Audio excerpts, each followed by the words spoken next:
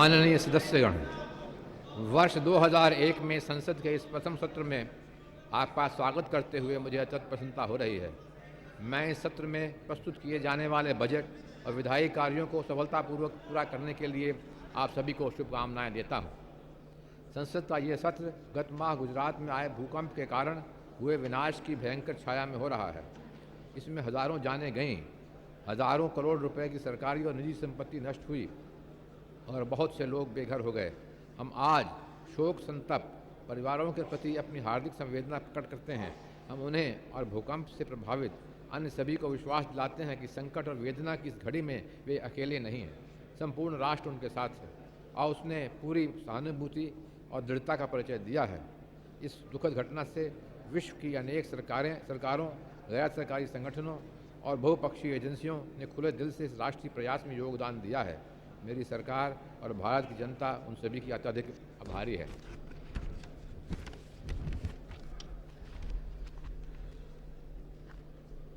केंद्र सरकार और गुजरात राज्य सरकार राज्य भर में राहत और पुनर्वास संबंधी कार्यों को मिलकर कर रही है।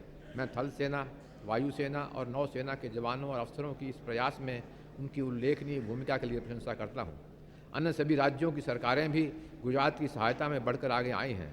अवश्य ही ये सभी केंद्रीय एवं राज्य एजेंसियों के समन्वित प्रयास का फल है कि विद्युत, दूरसंचार, रेल, हवाई व सड़क संपर्कों की उल्लेखनीय गति से बहाली हुई।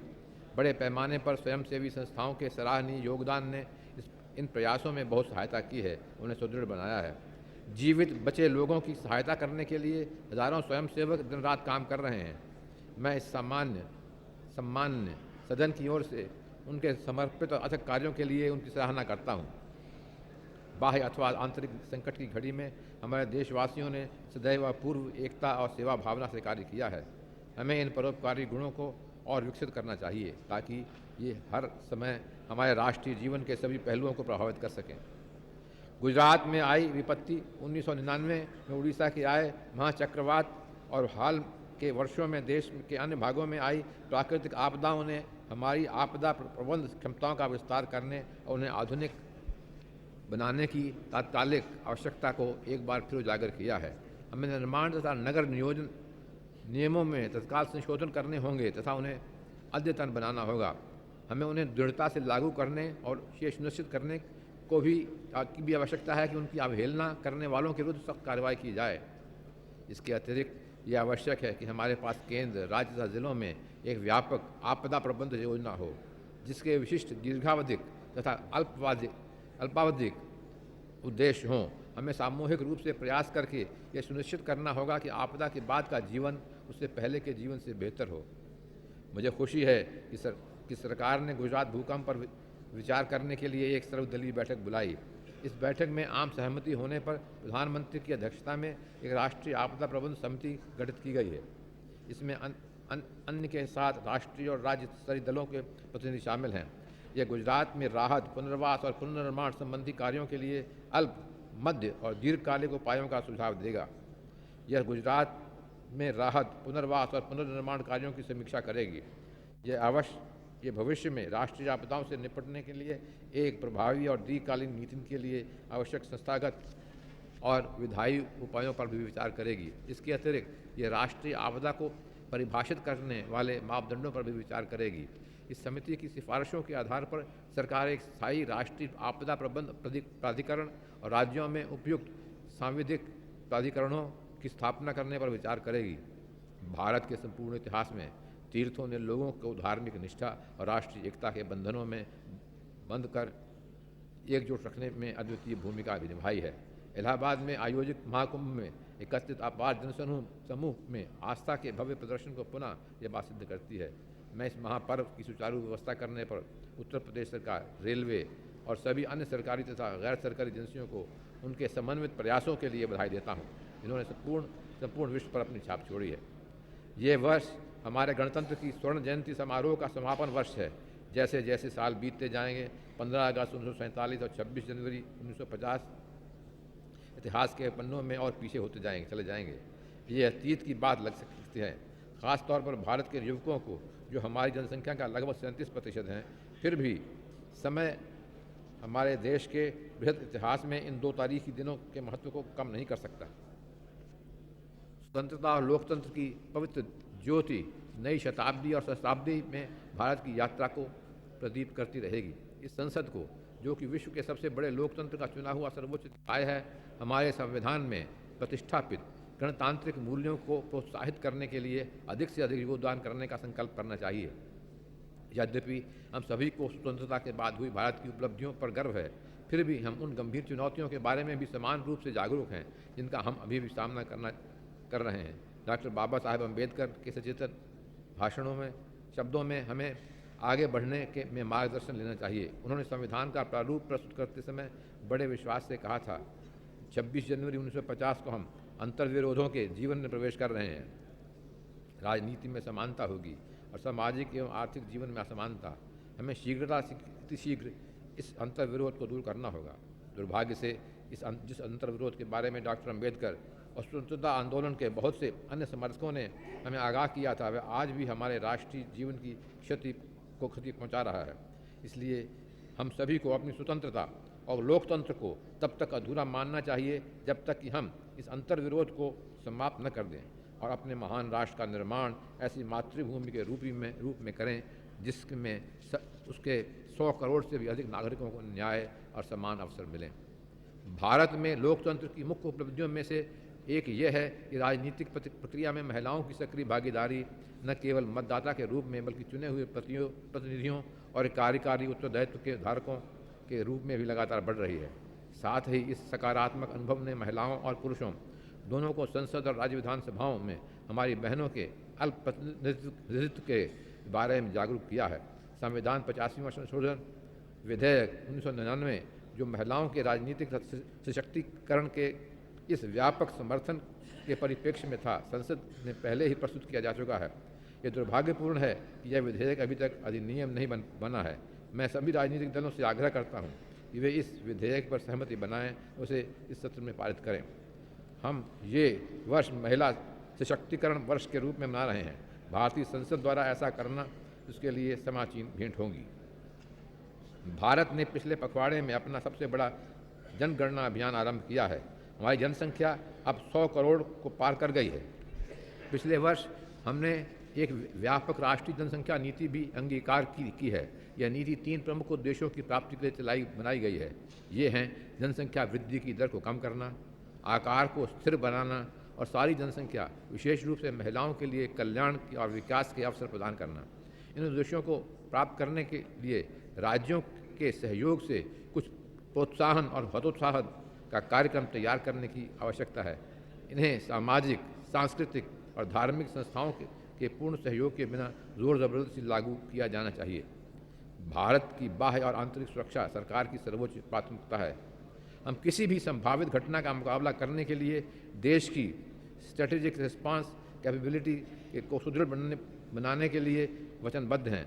मंत्रियों के एक दल ने राष्ट्रीय सुरक्षा प्रणाली पर कारगिल समीक्षा समिति की सिफारिशों की जांच की है और यह शीघ्र ही अपने सुझाव प्रस्तुत करेगा। अपने देश में बनाए गए हल्के लड़ाकू विमान ने गत माह सफलतापूर्वक अपनी पहली उड़ान भरी।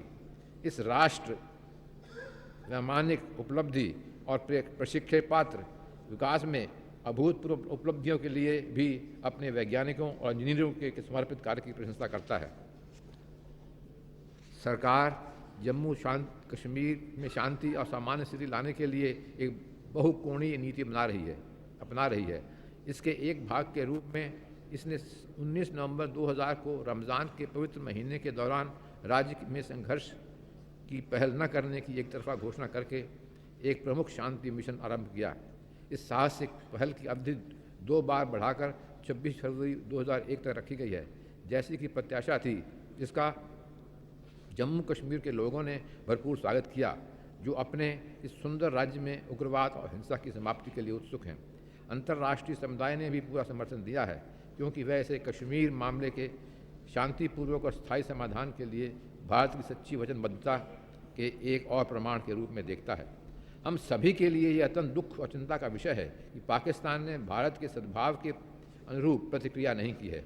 पाकिस्तान की धरती से होने वाले सीमा पार के आतंकवाद तथा द्वेषपूर्ण भारत विरोधी प्रचार में समाप्ति को तो दूर कोई कमी भी नहीं की है। इन लोगों द्वारा जहाद की ओट में बर्बरतापूर्ण कृत्यों के कारण रोजाना बहुत से बेकसूर लोग मर रहे हैं। मानवता के विरुद्ध किए जा रहे ये कृत्य धर्म का उपहास हैं और इसके लिए पाकिस्तान जिम्मेदार है। भारत के साथ बातचीत शुरू करने की उनकी उत्सुकता संबंधी उसके प्रकथन तथा तब तक अविश्वसनीय नहीं होंगे जब तक कि वह आतंकवादियों द्वारा गोलीबारी कराता रहेगा। यदि पाकिस्तान सार्थक बातचीत के लिए अनुकूल वातावरण बनाए तो भारत वार्ता प्रक्रिया पुनः शुरू करने के लिए तत्पर है। हमारी सेना और अर्धसैनिक बल कष्टप्रद परिस्थितियों में कार्य कर रहे हैं। राष्ट्र उनकी अटल दृढ़ता एवं बलिदान की कद्र करता है। आतंकवादी संगठनों के विरुद्ध कार्रवाई अनवरत चलती रहेगी। जम्मू कश्मीर में आतंकवाद अधिकाधिक भाड़े के विदेशी गुटों तक सीमित होकर रह गया है। इससे राज्य में लोकतांत्रिक कार्यकलाप की गुंजाइश बढ़ गई है। हाल में हुए पंचायत चुनावों में राज्य के लोगों ने उत्साहपूर्वक भाग लिया। मैं फिर से ये दोहराता हूँ कि सरकार राज्य में हिंसा का त्याग करने वाले किसी भी समूह से वार्ता के लिए तैयार है। पूर्वोत्तर की स्थिति में पहले की अपेक्षा सुधार हुआ है। सामरिक महत्व के इस क्षेत्र में शांति और सामान्य स्थिति के लिए राजनीतिक स्थिरता और तीव्र सामाजिक आर्थिक विकास जरूरी है। इसे उग्रवादी तथा आतंकवादी संगठनों के विरुद्ध कठोर कार्रवाई के साथ जोड़ना होगा। पूर्वोत्तर के लिए तैयार किए गए विकास संबंधी विशेष पैकेज को तीव्रता से कार्यान्वित किया जा रहा है। इस क्षेत्र को प्रत्येक वर्ष पर्याप्त विकास संबंधी संसाधन दिए जाते हैं, परंतु बुनियादी तौर पर उनका प्रभाव उस अनुपात में नहीं है। मैं राज्य सरकारों से यह अनुरोध करता हूं कि वे ये सुनिश्चित करें कि सरकारी निधियों का कोई कुप्रबंध या दुरुपयोग न हो। इसके लिए वे प्रभावी विकेंद्रीकरण करें, लोकतांत्रिक संस्थाओं को सुदृढ़ बनाएं और लोक संगठनों की भागीदारी बढ़ाएं। उन्हें अपने संबंधित राज्य में अल्पसंख्यकों की सुरक्षा भी अवश्य करनी चाहिए। सरकार पंथ निरपेक्षता के प्रति अपनी वचनबद्धता पर कायम है। सांप्रदायिक तथा जाति हिंसा लगातार घट रही है। भारत में सांप्रदायिक गड़बड़ी को फैलाने के लिए सीमा पार से की जा रही लगातार कोशिशों में मद्देनज़र यह सुधार विशेष रूप से उल्लेखनीय है। हमने सांप्रदायिक एवं उग्रवादी संगठनों के विरुद्ध अपनी चौकसी बढ़ा दी है। गड़बड़ी करने वालों के विरुद्ध कठोर और निष्पक्षतापूर्व कार्रवाई करने के संबंध में कानून अपना कार्य करेगा। पिछले वर्ष हुई अति महत्वपूर्ण घटनाओं में एक थी 3 नए राज्यों छत्तीसगढ़, उत्तरांचल और झारखंड का सृजन किया जाना। इस प्रकार भारत संघ में राज्यों की संख्या 25 से 28 हो गई। इन नए राज्यों के बनने से वहाँ के लोगों की लंबे समय से चली आ रही आकांक्षाएं पूरी हो गई हैं। इससे उनके सामाजिक आर्थिक विकास में तेजी आ जाएगी। मैं आप सभी के साथ नए राज्यों को हार्दिक बधाई देता हूँ। केंद्र तथा राज्यों के संबंध सौहार्दपूर्ण बने हुए हैं। अंतर्राज्यीय परिषद तथा उसकी स्थायी समिति की नियमित रूप से बैठकें हो रही हैं। ये हमारे लोकतंत्र तथा हमारी संघीय राज्य व्यवस्था के लिए शुभ संकेत है।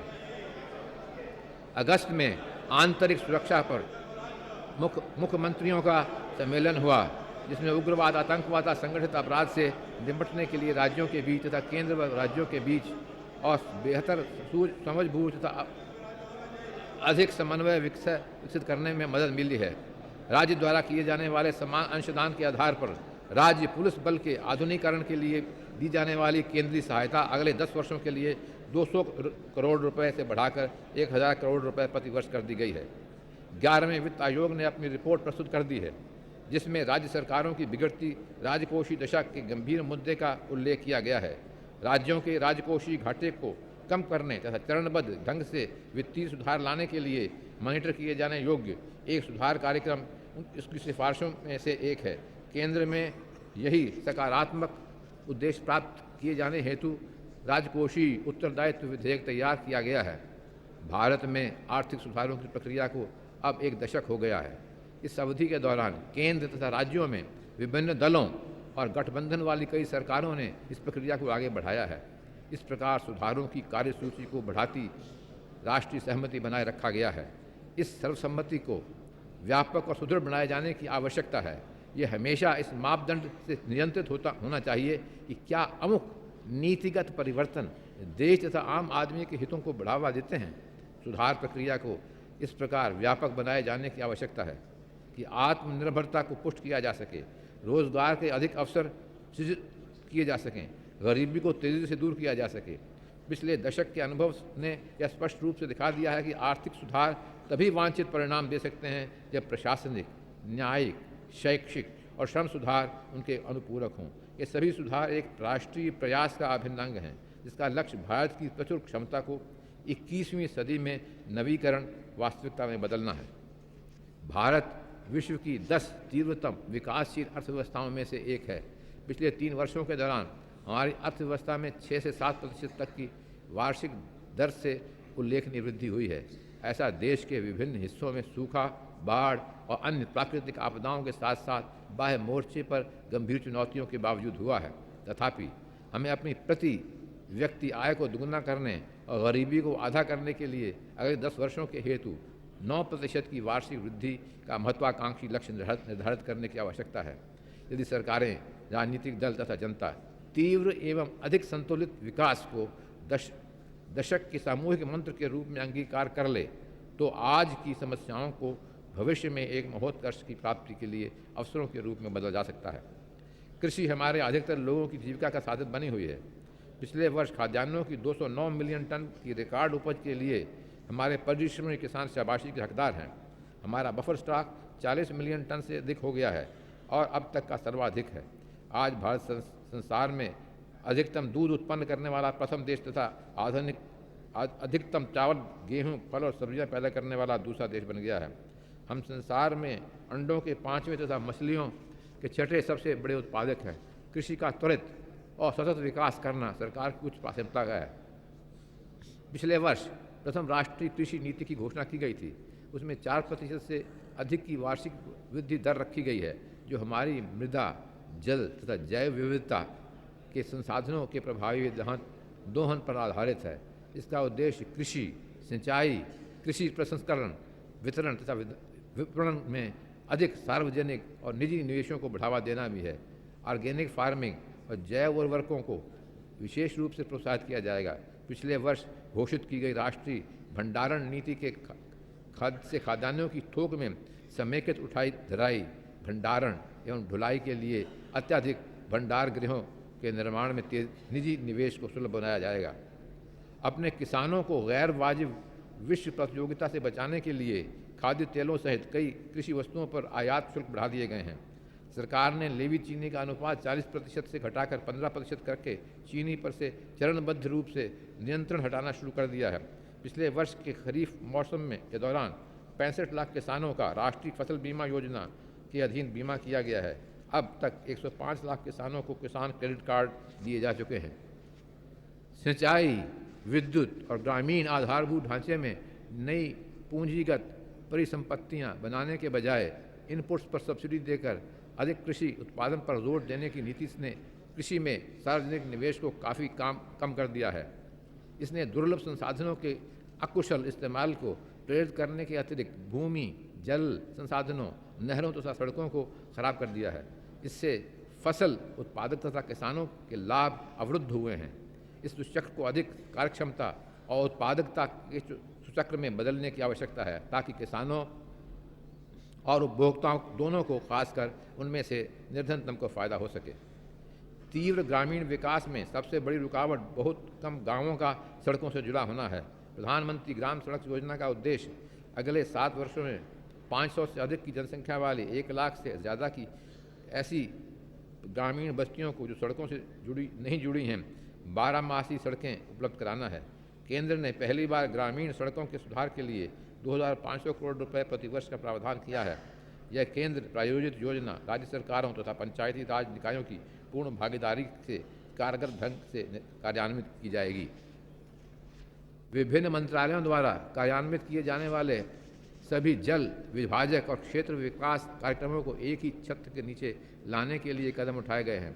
यद्यपि ग्रामीण क्षेत्रों में पेयजल स्कीमों पर अभी तक पर्याप्त संसाधन लगाए गए हैं, लेकिन स्वामित्व की स्पष्ट व्याख्या के अभाव, घटिया आयोजन तथा रखरखाव के कारण इन योजनाओं के ठोस तथा अपेक्षित लाभ नहीं मिले हैं। अतः ग्रामीण पेयजल पूर्ति स्कीमों के कार्यान्वयन, प्रबंधन तथा संरक्षण में सामुदायिक भागीदारी को संस्थागत करने के लिए प्रारंभ में अनेक जिलों में प्रायोगिक आधार पर नए प्रयास किए गए हैं। सरकार ने खाद्य सब्सिडियों के लक्ष्य को बेहतर ढंग से प्राप्त करने के संबंध में सर्वसम्मति को देखते हुए गरीबी रेखा के नीचे के परिवारों के लिए खाद्यान्नों का मासिक आवंटन आधी आर्थिक लागत पर 10 किलो से बढ़ाकर 20 किलो कर दिया है। दिसंबर में शुरू की गई अंत्योदय अन्न योजना हमारे आर्थिक सुधारों के मानवीय पक्ष को दर्शाती है। यह देश के 1 करोड़ निर्धनतम परिवारों को और भी कम दरों पर हर महीने 25 किलो खाद्यान्न उपलब्ध कराएगी तथा ये दर गेहूं के लिए 2 रुपये प्रति किलो और चावल के लिए 3 रुपये प्रति किलो होगी। सरकारी नीतियों के कारण अत्यावश्यक वस्तुओं के मूल्य उचित रहे हैं। देश के किसी भी भाग से किसी भी वस्तु की कमी की सूचना नहीं मिली है। तीव्रतर एवं अधिक संतुलित आर्थिक विकास के लिए भारत की भौतिक अवसंरचना को आधुनिक बनाने और उसका विस्तार करने की तत्काल आवश्यकता है। हमने हाल के वर्षों में कुछ क्षेत्रों में महत्वपूर्ण प्रगति की है, लेकिन कई अन्य क्षेत्रों में गंभीर अड़चनें भी बनी हुई हैं। मुझे आपको ये बताते हुए प्रसन्नता हो रही है कि सरकार ने दूरसंचार के क्षेत्र में सुधारों को दृढ़ता से आगे बढ़ाया है। नई दूरसंचार नीति में निर्दिष्ट कई महत्वपूर्ण लक्ष्य निर्धारित समय से पहले ही हासिल किए जा चुके हैं। दूरसंचार सेवा विभाग को भारत संचार निगम लिमिटेड के रूप में निगमित कर दिया गया है। इन सुधारों के परिणाम अब साफ दिखाई देने लगे हैं। टैरिफ में तेज़ी से कमी हुई है, स्थानीय कालों के दायरे का विस्तार हुआ है और इंटरनेट सेवाओं में उल्लेखनीय प्रगति और सुधार हुआ है। प्रस्तावित संचार अभिसरण विधेयक दूरसंचार, प्रसारण और सूचना प्रौद्योगिकी के एकीकरण के उभरते परिदृश्य के अनुसार होगा। सूचना प्रौद्योगिकी हमारी अर्थव्यवस्था में तीव्रतम गति से विकसित हो रहे एक क्षेत्र के रूप में उभर कर सामने आई है। हमारे सॉफ्टवेयर निर्यात 50% से अधिक की वार्षिक दर से लगातार बढ़ रहे हैं। यह दर प्रशंसनीय है। यह निर्यात पिछले वर्ष 4 बिलियन अमेरिकी डॉलर का हुआ था। यह हमें विश्वास दिला रहा है कि सन 2008 तक 50 बिलियन अमेरिकी डॉलर का लक्ष्य यकीनन प्राप्त हो जाएगा। द नॉलेज इकोनॉमी गरीबी दूर करने और हमारे सभी नागरिकों को समृद्ध बनाने हेतु भारत के समक्ष एक युग प्रवर्तक अवसर प्रस्तुत करता है, बशर्ते हम सभी स्तरों पर शिक्षा में सुधार करके अपने समृद्ध मानव संसाधन का तुरंत उपयोग कर सकें। सरकार ने 2002 में भारतीय प्रौद्योगिकी संस्थानों और अन्य अग्रणी अभियांत्रिकी संस्थानों में प्रवेश प्राप्त करने वाले विद्यार्थियों की संख्या को दोगुना करने और 2003 में तिगुना करने का एक कार्यक्रम तैयार किया है। निजी क्षेत्र तथा अनिवासी भारतीयों के परोपकारार्थ प्रयासों का द्वारा विश्वस्तरीय विज्ञान एवं प्रौद्योगिकी संस्थानों की स्थापना के लिए अनुमति देने संबंधी एक योजना विचाराधीन है। मानव संसाधन विकास मंत्री की अध्यक्षता में प्रौद्योगिकी शिक्षा पर एक राष्ट्रीय मिशन शीघ्र ही स्थापित किया जाएगा। ये सभी प्रयास सूचना प्रौद्योगिकी, जैव प्रौद्योगिकी और अन्य उच्च तकनीक वाले क्षेत्रों में अपनी पूरी क्षमता प्राप्त करने के लिए प्रशिक्षित जनशक्ति के विकास की गति को तेज करेंगे।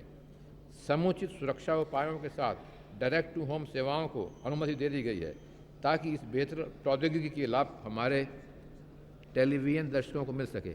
विकास संबंधी प्रसारण में दूरदर्शन का योगदान तथा राष्ट्रीय अखंडता को बढ़ावा देने में इसकी भूमिका सुविदित है। इसने विशेष रूप से जम्मू कश्मीर के लिए कशीर चैनल तथा पूर्वोत्तर क्षेत्र के लिए 24 घंटे के प्रसारण वाला उपग्रह चैनल शुरू कर दिया है ताकि इन राज्यों तथा देश के अन्य हिस्सों में रह रहे हमारे भाई बंधुओं के बीच भावात्मक तथा सांस्कृतिक एकता के बंधन सुदृढ़ बन सकें। अनेक शहरों में प्राइवेट FM रेडियो सेवाएं शीघ्र ही उपलब्ध हो जाएंगी। इन प्रत्येक शहरों में एक चैनल को विशेष रूप से दूरस्थ शिक्षा को बढ़ावा देने का कार्य सौंपा गया है। सुसमन्वित और बहुविधियों वाली परिवहन अवसंरचना का समग्र विकास हमारी अर्थव्यवस्था की एक महत्वपूर्ण आवश्यकता है। स्वर्णिम चतुर्मार्गीय तथा उत्तर दक्षिण पूर्व एवं पूर्व पश्चिम मार्ग वाली राष्ट्रीय राजमार्ग विकास परियोजना पर प्रगति तीव्र गति से हो रही है। इस महत्वाकांक्षी परियोजना के लिए बहुपक्षीय वित्त पोषण सहित पर्याप्त गैर बजटीय संसाधन जुटाए जा रहे हैं। इस पर 54,000 करोड़ रुपए की लागत आने का अनुमान है। केंद्र व राज्यों द्वारा कई नीतिगत परिवर्तन लागू किए गए हैं जिससे कि हमारे बंदरगाहों की क्षमता में बढ़ोतरी हेतु निजी एवं कैप्टिव प्रयोक्ता क्षेत्र का निवेश आकर्षित किया जा सके। इस माह के आरंभ में एन्नोर स्थित एक नया बड़ा बंदरगाह राष्ट्र को समर्पित किया गया है। भारत का पहला निगमित पत्तन होने के कारण यह भविष्य में देश में होने वाली बंदरगाह विकास के लिए पथ निर्धारक होगा। यद्यपि भारतीय रेल राष्ट्र की जीवन रेखा है, फिर भी ये वर्षों से उपेक्षित रही है। उसकी वित्त व्यवस्था शोचनीय दशा में है, जिससे वह काफ़ी समय से लंबित कई विकास परियोजनाओं को कार्यान्वित नहीं कर पाई है।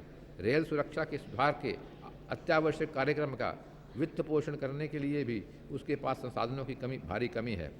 इस कार्य के लिए अनुगामित 15,000 करोड़ रुपए चाहिए।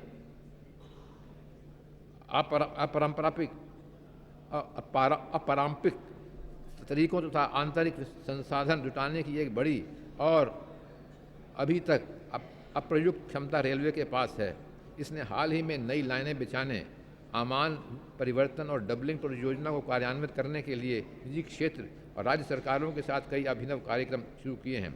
रेलवे संबंधी एक विशेषज्ञ समिति ने प्रचालनों, संगठन, वित्त पोषण, निवेश, टैरिफ और अन्य नीतिगत मुद्दों का एक व्यापक अध्ययन हाल ही में पूरा किया है। सरकार इस समिति की सिफारिशों की समीक्षा करेगी और शीघ्र ही यथोचित कार्रवाई करेगी। सार्वजनिक क्षेत्र ने हमारी अर्थव्यवस्था के विकास में महत्वपूर्ण भूमिका निभाई है, परंतु इस भूमिका का स्वरूप उसी स्थिति में स्थिर नहीं रह सकता जिसकी परिकल्पना 50 वर्ष पहले की गई थी। ये ऐसा समय था जब प्रौद्योगिकी परिदृश्य तथा राष्ट्रीय और अंतर्राष्ट्रीय आर्थिक वातावरण बहुत भिन्न थे। भारत में निजी क्षेत्र ने समय के साथ उन्नति की है तथा वह हमारे राष्ट्र निर्माण की प्रक्रिया में पर्याप्त रूप से योगदान दे रहा है। अतः सार्वजनिक क्षेत्र तथा निजी क्षेत्र दोनों को राष्ट्रीय क्षेत्र के परस्पर अनुपूरक घटकों के रूप में देखे जाने की आवश्यकता है। निजी क्षेत्र को उसी प्रकार और अधिक सार्वजनिक जिम्मेदारियां वहन करनी चाहिए जिस प्रकार सार्वजनिक क्षेत्र को अधिक प्रतियोगिता बाजार में परिणाम प्राप्त करने पर अधिक ध्यान देने की आवश्यकता है।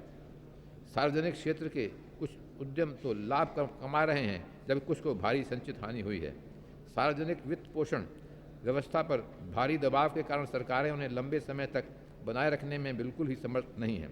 तदनुसार केंद्र और कई राज्य सरकारों को विनिवेश कार्यक्रम बनाने के लिए बाध्य होना पड़ा है।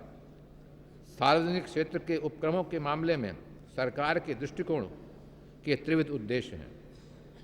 क्षमतायुक्त व्यवहार उपक्रमों का पुनरुत्थान, सार्वजनिक क्षेत्र के ऐसे उपक्रमों को बंद करना जिनका पुनरुत्थान संभव न हो, और सार्वजनिक क्षेत्र के गैर अनुकूल उपक्रमों में सरकारी भागीदारी को कम करके 26% तक उससे कम करना।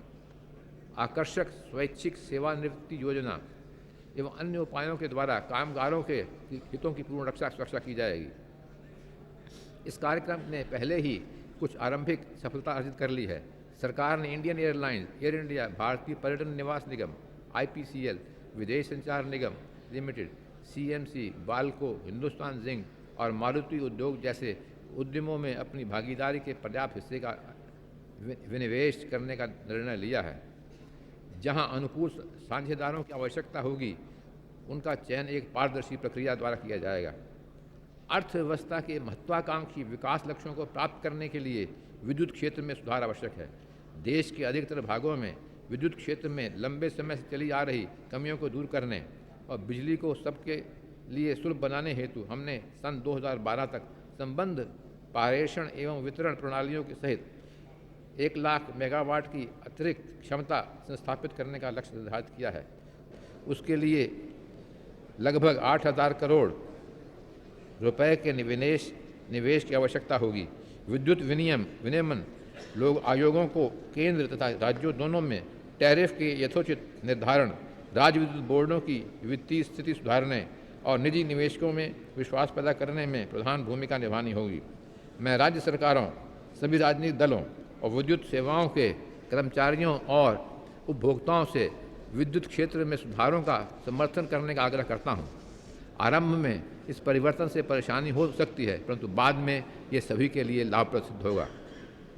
इस वर्ष 3 नाभिकीय विद्युत रिएक्टरों को राष्ट्रीय ग्रिड से जोड़ा गया। Nuclear power corporation of India ने राजस्थान परमाणु विद्युत केंद्र की चतुर्थ इकाई के क्रिटिकलिटी की और सिंक्रोनाइजेशन के बीच मात्र 14 दिन का समय लेकर विश्व रिकॉर्ड बनाया। ऊर्जा की कमी को पूरा करने और पर्यावरणीय ह्रास नियंत्रण करने के लिए एक व्यवहार और स्वच्छ विकल्प के रूप में नवीकरणीय ऊर्जा पर अब सारे विश्व का ध्यान है। हमारा लक्ष्य अगले 12 सालों में नवीनीकरण स्रोतों से 10,000 मेगावाट और उत्पादन करने का है, जिससे संस्थापित होने वाली अतिरिक्त क्षमता में इसका भाग 10% हो जाएगा। पेट्रोलियम और प्राकृतिक गैस क्षेत्र के लिए एक दीर्घावधिक नीति बनाने के लिए इंडिया हाइड्रोकार्बन विजन 2025 रिपोर्ट को अंतिम रूप दिया गया है। पिछले 18 माह में कच्चे तेल की कीमतों में हुई तीव्र वृद्धि से इस वर्ष हमारा तेल आयल बिल लगभग 80,000 करोड़ रुपए तक बढ़ गया है। इसलिए सरकार अपने देश में कच्चे तेल का उत्पादन और बढ़ाने के लिए एक विशेष उपाय कर रही है। हमने इस वर्ष 25 प्रखंड अन्वेषण के लिए दिए हैं। हमें आशा है कि इस सितंबर तक 25 और प्रखंड दे दिए जाएंगे। हमने रूस स्थित सखालिन एक ऑयल फील्ड में 20% इक्विटी खरीदकर विदेश में तेल इक्विटी की भी प्राप्त कर ली है। विदेश में ऐसी ही और अन्य तेल इक्विटी प्राप्त करने के लिए प्रयास चल रहे हैं। हमने कृष्णा गोदावरी, थाले के गहरे समुद्र में और कैम्बेक क्षेत्र के उथले पानी में तेल और गैस का पता लगाया है। भारत ने इस वर्ष कच्चे तेल के परिष्करण में पूर्ण आत्मनिर्भरता प्राप्त कर ली है। मुझे आपको ये बताते हुए प्रसन्नता हो रही है कि पिछले वर्ष तेल विपणन कंपनियों ने 12 मिलियन LPG कनेक्शन प्रदान किए, जबकि लक्ष्य 10 मिलियन का था। LPG कनेक्शनों की प्रतीक्षा सूची समाप्त हो चुकी है और अब ये केंद्रों पर तुरंत उपलब्ध हैं। हमारे ग्रामीण क्षेत्रों में LPG कनेक्शन मुहैया कराने के व्यापक प्रयास किए जा रहे हैं। सरकार कोयला क्षेत्र में प्रगति के लिए एक द्विपक्षीय नीति अपना रही है। कोयला खनन में हम निजी क्षेत्र की भागीदारी को अनुमति देंगे। हम संयुक्त उद्यमों को सुकर बनाकर कोल इंडिया को भी सुदृढ़ बनाएंगे।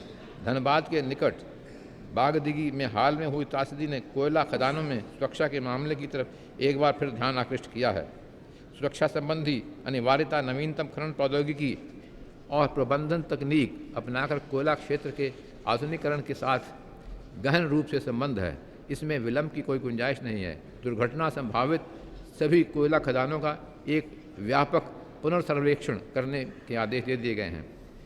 वस्त्र व्यवसाय एक पारंपरिक उद्योग है। इसमें भारत विश्व में काफ़ी समय तक लाभप्रद स्थिति में रहा है, लेकिन वह स्थिति अब नहीं रही, क्योंकि यह क्षेत्र विश्व बाजार में बढ़ती प्रतियोगिता के अनुरूप अपना पुनर्गठन नहीं कर पाया। इसकी उपेक्षा समाप्त करने और इस क्षेत्र में त्वरित विकास की प्राप्ति के लिए एक नई वस्त्र नीति बनाई गई है। इसका उद्देश्य घरेलू मांग को पूरा करने और सन 2010 तक वस्त्र और परिधान निर्यात वर्तमान 13 बिलियन अमेरिकी डॉलर से बढ़ाकर 50 मिलियन अमेरिकी डॉलर के लिए अपने देश के वस्त्र निर्माण क्षेत्र में अत्याधुनिक तकनीक युक्त प्रसुविधाओं को बढ़ावा देना है। वस्त्र गुणवत्ता उन्नयन निधि योजना और कॉटन टेक्नोलॉजी मिशन के अलावा दीनदयाल हस्तकरघा प्रोत्साहन योजना जैसी पृथक योजनाएं भी शुरू की गई हैं, जिससे जुलाहों, किसानों और दस्तकारों की आवश्यकताओं को पूरा किया जा सके। भारत रसायनों और फार्मास्यूटिकल्स के क्षेत्र में प्रतिस्पर्धा की दृष्टि से लाभप्रद स्थिति में है।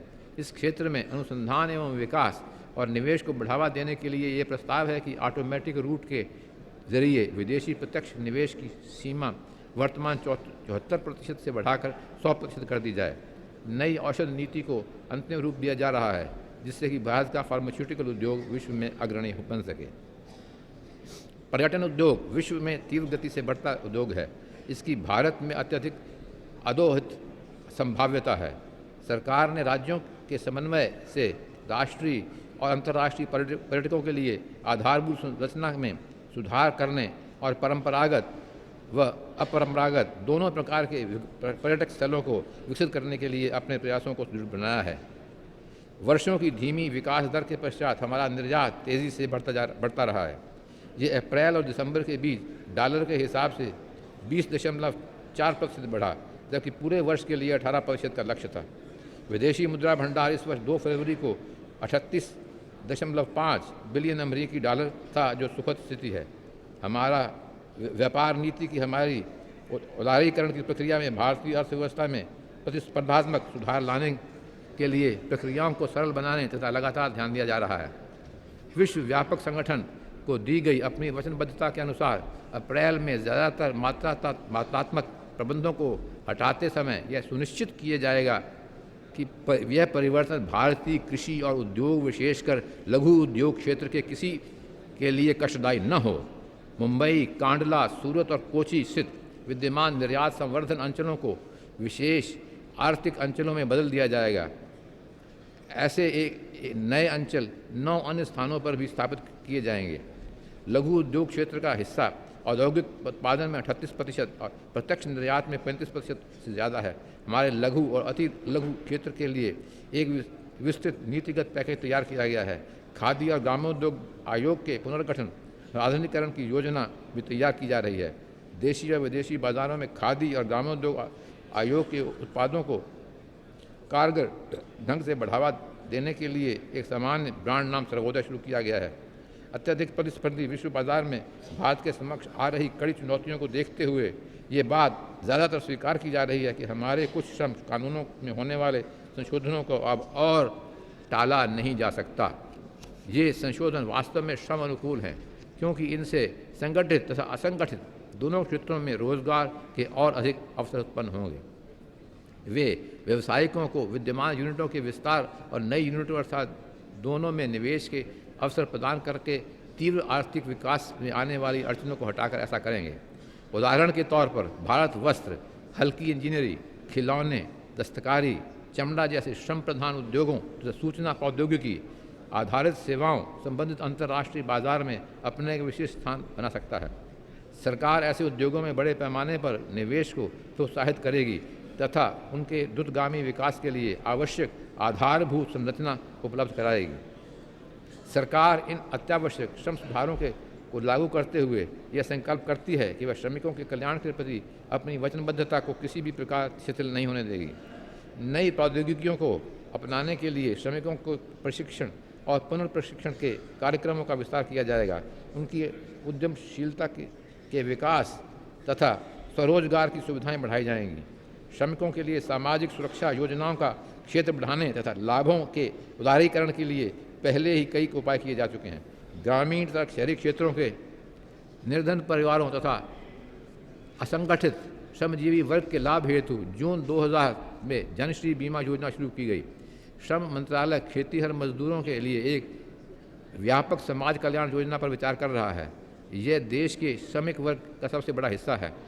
जिन राज्यों में बाल मजदूरी की प्रथा अब भी मौजूद है, वहाँ हम शिक्षा के माध्यम से पुनर्वास परियोजना प्रारंभ करना चाहते हैं।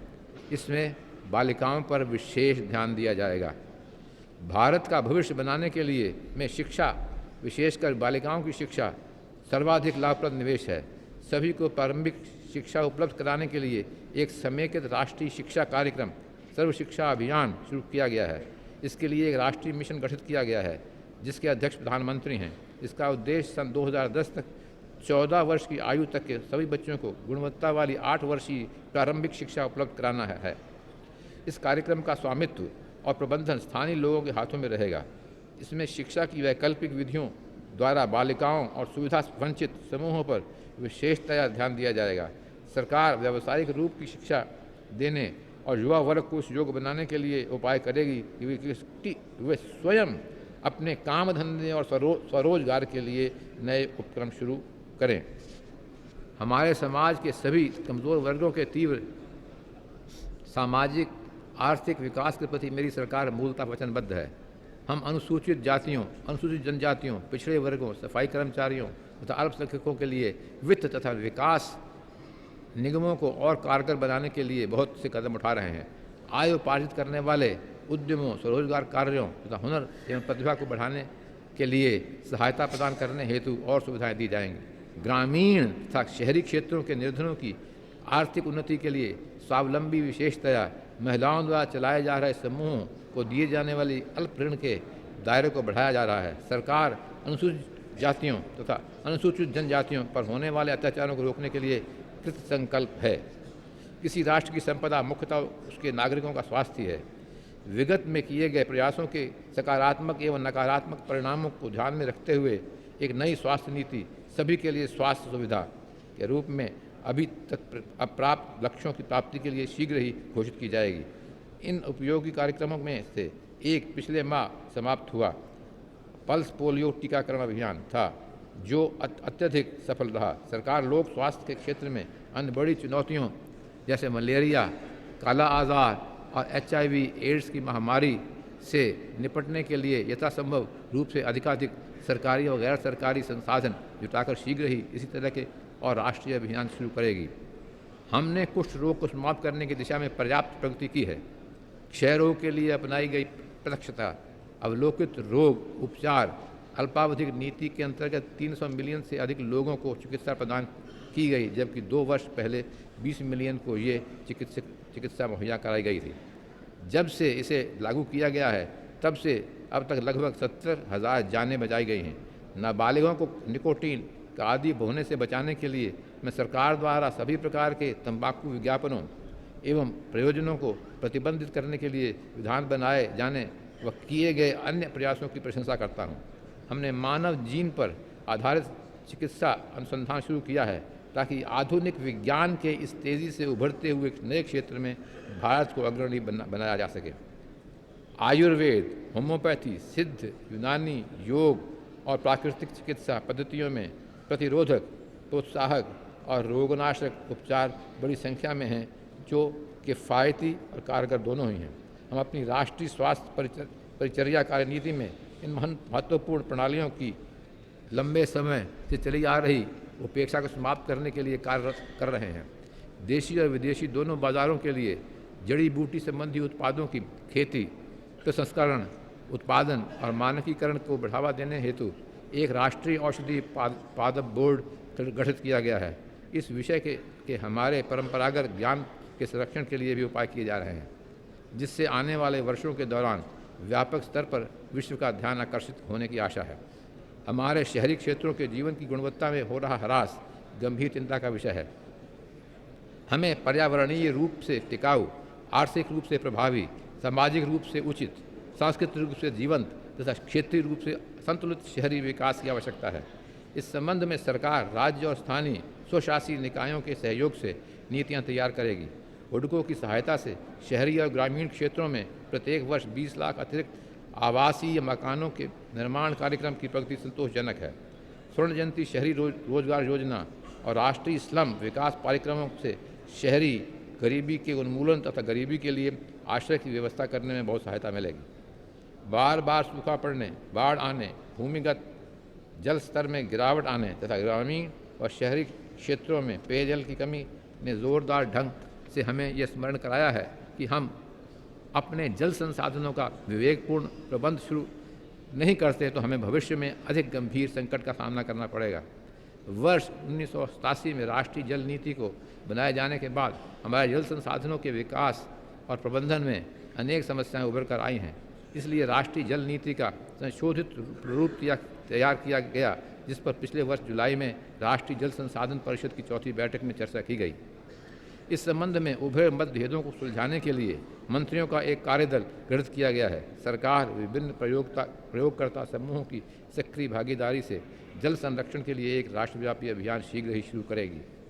आपको सूचित करते हुए मुझे हर्ष हो रहा है कि भारतीय वन सर्वेक्षण की वर्ष 1999 की रिपोर्ट से ये पता चला है कि हमारा वन क्षेत्र 1997 में किए गए पिछले निर्धारण के बाद से 3,896 वर्ग किलोमीटर बढ़ गया है। भारत का अंतरिक्ष विज्ञान में तीव्र प्रगति करना जारी है। पिछले वर्ष अपने यहाँ विकसित क्रायोजेनिक इंजन का प्रथम परीक्षण किया जाना हमारी जियो स्टेशनरी सैटेलाइट लॉन्च कैपेबिलिटी के विकास में एक महत्वपूर्ण उपलब्धि है। हमारे नवीनतम इनसेट 3B की सहायता से स्वर्ण जयंती विद्या विकास अंतरिक्ष उपग्रह योजना शुरू की जाएगी, जिसका उद्देश्य ग्रामीण क्षेत्रों में विकास संबंधी शिक्षा प्रदान करना है। 2 जैव विज्ञान नेशनल साइंस और टेक्नोलॉजी मिशन शुरू किए गए हैं। पहला कृषि जैव विविधता के संरक्षण और दूसरा घरेलू खाद्य एवं पोषण सुरक्षा के संबंध में है।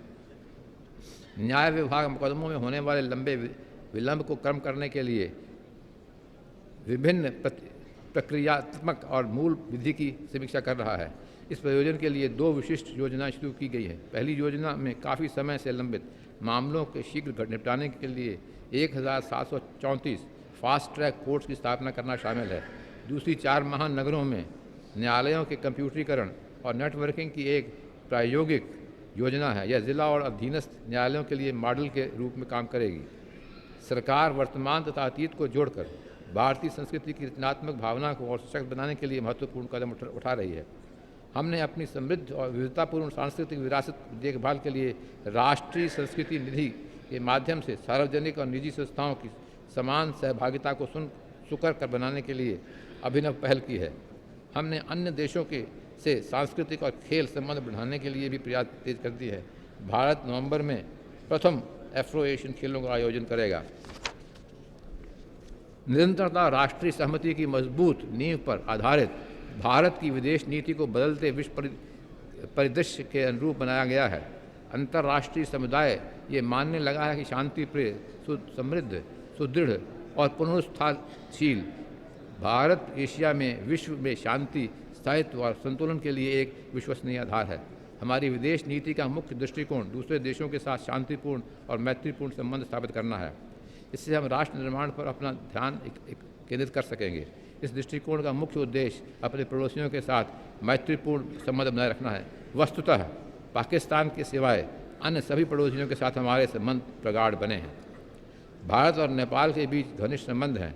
दोनों देशों के बीच सभी क्षेत्रों में व्यापक पारस्परिक संपर्क है। प्रधानमंत्री श्री गिरिजा प्रसाद कोइराला पिछले वर्ष जुलाई में भारत आए और द्विपक्षीय संबंधों को और सुदृढ़ करने के लिए दोनों देशों ने उनकी विस्तृत पुनरीक्षा की। अभी हाल ही में निहित स्वार्थों द्वारा बाधा पहुंचाए जाने के बावजूद यह प्रक्रिया भविष्य में भी ऐसी ही चलती रहेगी। भूटान और मालदीव की प्रगति में भी हमारी प्रबल रुचि है तथा एक दूसरे के प्रति सम्मान तथा आपसी विश्वास के अपने संबंधों में लक्ष्य प्राप्त किया जाएगा। भारत आशा करता है कि अशांत अफगानिस्तान में शांति की बहाली जल्द होगी तथा वहाँ की जनता बिना किसी बाहरी हस्तक्षेप तथा धार्मिक उग्रवाद के स्वयं अपना भाग निर्मित करेगी। अपने पड़ोसी देशों के साथ द्विपक्षीय सहयोग का केंद्र बिंदु आधारभूत व्यवस्था संबंधी संपर्कों में सुधार करना भी है। अपने घनिष्ठ सहयोग और लोगों के आपसी संबंधों को और बढ़ाने के लिए बांग्लादेश के साथ तीसरा ब्रॉड गेज रेल संपर्क अभी हाल ही में पुनः शुरू किया गया है। भारत श्रीलंका मुक्त परिवार व्यापार करार को लागू करने के लिए से आशा है कि दोनों देशों के बीच आर्थिक संबंधों में काफ़ी वृद्धि होगी। हम इसी सप्ताह के अंत में राष्ट्रपति चंद्रिका भंडारनायके कुमारतुंगा का दिल्ली में स्वागत करने और अपने उत्कृष्ट द्विपक्षीय संबंधों पर उनके साथ व्यापक समीक्षा करने की उत्सुकता से प्रतीक्षा में हैं। भारत की सहायता के म्यांमार के साथ सड़क संपर्क दोनों देशों के बीच यात्रा को सुगम और व्यापक को सुकर बनाएगा। पिछले वर्ष की मेरी चीन यात्रा तथा अभी हाल ही में चीन की नेशनल पीपल्स कांग्रेस की स्थायी समिति के अध्यक्ष श्री ली पेंग की भारत यात्रा से हमारे द्विपक्षीय संबंधों में और सुधार हुआ है। हम पंचशील और एक दूसरे के मसलों में परस्पर संवेदनशीलता बरतने के आधार पर चीन के साथ मैत्रीपूर्ण तथा अच्छे पड़ोसी संबंध बनाने के लिए वचनबद्ध हैं। भारत की लुक ईस्ट नीति के तहत प्रधानमंत्री ने गत माह वियतनाम तथा इंडोनेशिया की सफल यात्राएं की। मैंने नवंबर 2000 में सिंगापुर राज्य की यात्रा की। इंडो चाइना तथा दक्षिण पूर्व एशिया के साथ भारत के ऐतिहासिक संबंध घनिष्ठ और सुदृढ़ हैं। इस क्षेत्र के देशों के साथ जो हमारे पड़ोसी समान ही हैं, आर्थिक तथा लोगों के आपसी संबंधों को बढ़ाने की काफ़ी गुंजाइश है। इस प्रयास में मेकॉन्ग गंगा सहयोग पहल एक महत्वपूर्ण उपलब्धि है। पिछले वर्ष अगस्त में जापान के प्रधानमंत्री श्री योशिरो मोरी की ऐतिहासिक यात्रा के दौरान हमने 21वीं शताब्दी में विश्वव्यापी साझेदारी बनाने पर सहमति प्रकट की है। इस वर्ष के अंत में हम कोरिया गणराज्य के राष्ट्रपति श्री किम डाई जंग की भारत यात्रा की उत्सुकता से प्रतीक्षा में हैं। हमारे मध्य एशियाई देशों के साथ ऐतिहासिक सांस्कृतिक रूप से प्रगाढ़ संबंध हैं तथा उनके साथ अपने संबंधों को और सुदृढ़ करने को अधिक महत्व देते हैं। पश्चिम एशिया खाड़ी देशों के साथ हमारे संबंध कई शताब्दियों पुराना सभ्यता से चले आ रहे हैं और हम इस क्षेत्र के सभी देशों के साथ अपने संबंधों का सम्मान करते हैं। मध्य पूर्व महत्वपूर्ण शांति प्रक्रिया में गतिरोध, बल के अत्यधिक प्रयोग और हाल ही में हुई हिंसा पर हम गहरी चिंता व्यक्त करते हैं। हम ये विश्वास करते हैं कि फिलिस्तीन तथा इजराइल समेत क्षेत्र के सभी राष्ट्रों को सुरक्षित तथा अंतर्राष्ट्रीय रूप से सामान्य सीमाओं में रहने का अधिकार है। रूस के साथ समय की कसौटी पर खरी उतरी हमारी मैत्री अक्टूबर के दौरान राष्ट्रपति व्लादिमीर पुतिन की यात्रा से और अधिक सुदृढ़ हुई, जब हमने एक नई शताब्दी में भारत रूस संबंधों को और अधिक मजबूत बनाने के लिए विस्तृत दिशा निर्देश तथा तय करके नीतिगत साझेदारी घोषणा पर हस्ताक्षर किए। संयुक्त राज्य अमेरिका के साथ भारत के निरंतर मजबूत होते संबंध हमारे विदेश संबंधों का एक महत्वपूर्ण नया आयाम है।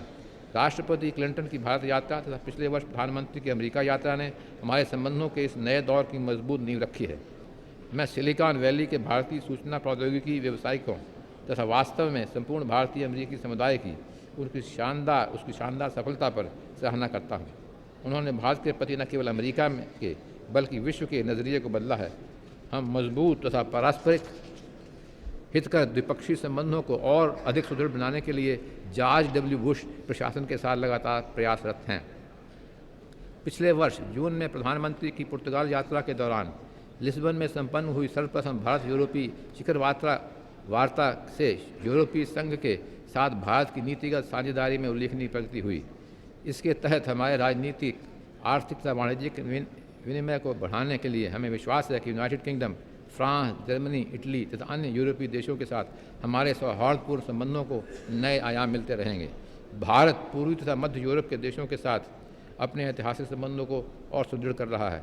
इनमें से कई देशों के साथ उच्च स्तरीय विचार विनिमय किए जाने की योजना है। अफ्रीकी देशों के साथ हमारे संबंध प्रगाढ़ रूप से मैत्रीपूर्ण हैं और विकासशील देशों के हितों के प्रति हम सभी समान रूप से सजग हैं। इंडियन ओशन रिम भारत और दक्षिणी और पूर्वी अफ्रीका देशों के साथ अधिक घनिष्ठ सहयोग की संभावनाएं प्रदान करता है। प्रधानमंत्री सर अनिरुद्ध जगन्नाथ की हाल की भारत यात्रा से मॉरीशस से हमारी घनिष्ठ मैत्री और प्रगाढ़ हुई है। मैं उनके राष्ट्रीय दिवस समारोह के अवसर पर वहां जाने की उत्सुकता से प्रतीक्षा कर रहा हूं। अल्जीरिया के राष्ट्रपति श्री अब्दुल अजीज बोतeflika का इस वर्ष के गणतंत्र दिवस पर परेड के अवसर पर मुख्य अतिथि थे। नाइजीरिया के राष्ट्रपति श्री ओलुसेगन ओबासंजो की यात्रा से इस महत्वपूर्ण अफ्रीकी देश के साथ हमारे संबंध और सुदृढ़ हुए हैं। हम मोरक्को के शासक महामहिम मोहम्मद VI की इस माह के अंत में भारत यात्रा की उत्सुकता से प्रतीक्षा कर रहे हैं। हम लैटिन अमेरिका के देशों के साथ घनिष्ठ संबंध बनाने और कैरिबियन देशों और राष्ट्रमंडल के अन्य सदस्यों के साथ अपने परंपरागत घनिष्ठ संबंधों को और प्रगाढ़ करने के लिए प्रयासरत रहेंगे। फिजी के बहुजातीय समाज में लोकतंत्र का दमन हमारे लिए गहरी चिंता का विषय बना हुआ है। भारत फिजी में भेदभाव रहित लोकतंत्र की शांतिपूर्ण बहाली के लिए अंतर्राष्ट्रीय समुदाय के साथ मिलकर कार्य करेगा। संयुक्त राष्ट्र सहस्त्राब्दी शिखर सम्मेलन में अंतर्राष्ट्रीय समुदाय ने यह सहमति जताई है कि भूमंडलीकरण की प्रक्रिया में सभी का समावेश हो तथा वह न्यायोचित हो। इसमें सीमा पार आतंकवाद सहित अंतर्राष्ट्रीय आतंकवाद, हथियारों और नशीले पदार्थों के अवैध व्यापार, धार्मिक कट्टरपन और सैन्य दुस्साहस की भी निंदा की गई। आतंकवाद के विरुद्ध एक अंतर्राष्ट्रीय सम्मेलन शीघ्र बुलाए जाने की भारत की मांग का समर्थन किया गया। अधिकाधिक देश संयुक्त राष्ट्र सुरक्षा परिषद को अधिक प्रतिनिधित्वपूर्ण और उत्तरदायी बनाने की मांग करने लगे हैं। सुरक्षा परिषद के प्रस्तावित विस्तार की स्थिति में उसकी स्थायी सदस्यता के लिए भारत की उम्मीदवारी को भी अधिकाधिक समर्थन मिल रहा है। हम विश्वव्यापी, व्यापक और भेदभाव रहित नाभिकीय निशस्त्रीकरण की अपनी मांग को दोहराते हैं। साथ ही हमारी सुरक्षा आवश्यकताएं हमें इस उद्देश्य की प्राप्ति होने तक आत्मरक्षा हेतु एक विश्वसनीय न्यूनतम नाभिकीय शस्त्र अपने पास बनाए रखने के लिए बाध्य करती है। मेरी सरकार ने विदेश में रहने वाले भारतीयों के साथ अपने विविध संबंधों को प्रगाढ़ करने के लिए महत्वपूर्ण पहल की है। उनकी संख्या 20 मिलियन है तथा वे सारे विश्व में फैले हुए हैं तथा वे जिन देशों में बसे हैं उनके साथ सौहार्दपूर्ण ढंग से रहते हुए उन्होंने अपनी मातृभूमि के साथ भी घनिष्ठ सांस्कृतिक, आर्थिक और आध्यात्मिक संपर्क बनाए रखे हैं। भारत के सामाजिक आर्थिक विकास में उनकी भागीदारी को प्रोत्साहित करने के लिए नीतिगत सिफारिशें सुझाने के लिए एक उच्च स्तरीय समिति नियुक्त की गई है। माननीय सदस्यगण, आज आप बजट सत्र पर शुरू कर रहे हैं। रेल तथा आम बजट से संबंधित वित्तीय कार्यों के अलावा पर्याप्त विधायी कार्य भी इस सत्र में किया जाना है। 2 अध्यादेशों के स्थान पर विधेयक बनाने की भी आवश्यकता है।